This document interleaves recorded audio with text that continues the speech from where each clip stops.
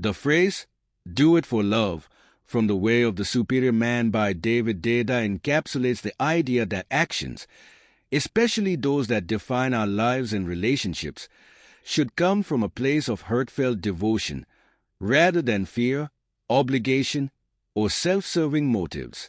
It emphasizes approaching life with an open heart and commitment to something greater than yourself.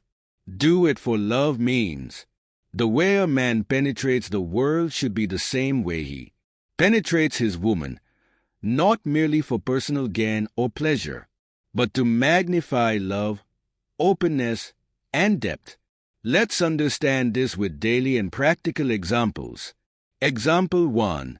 In your work. Let's imagine a scenario. Imagine you are stuck in a job where you feel uninspired.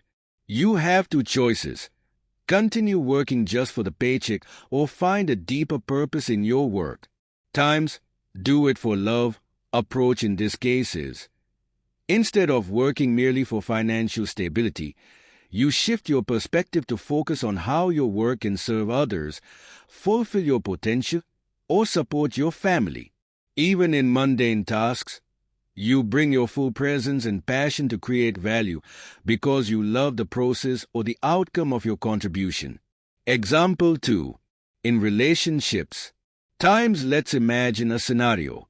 Your partner asks for help with something, like doing the dishes or having a deep conversation after a long day. Do it for love approach in this case will be, instead of seeing it as an obligation or a chore, you approach it with the intent to support and connect with your partner. You take joy in the act because it strengthens your bond and reflects your love for them. Example 3. In self-care. Let's imagine a scenario. You know you need to exercise and eat well, but you are feeling unmotivated.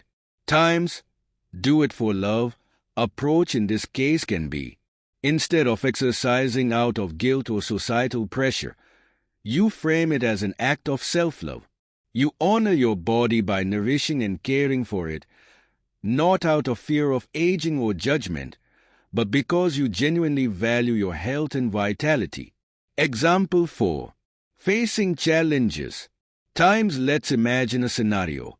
You are working on a personal project, like writing a book or learning a skill, but progress is slow and you are discouraged.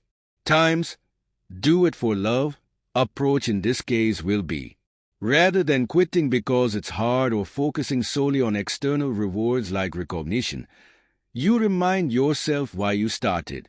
If your project is a true expression of your passion or purpose, you keep going because you love the act of creating and growing. Example 5. Parenting or mentoring. Let's imagine another scenario. A child repeatedly asks for help with something you've explained many times. Do it for love approach in this case will be, instead of responding with frustration, you remember your love for the child and the importance of your role in their growth.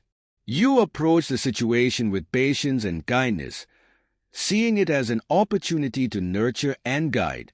In essence, do it for love challenges you to shift from reactive or self-centered action to deliberate, love-driven engagement.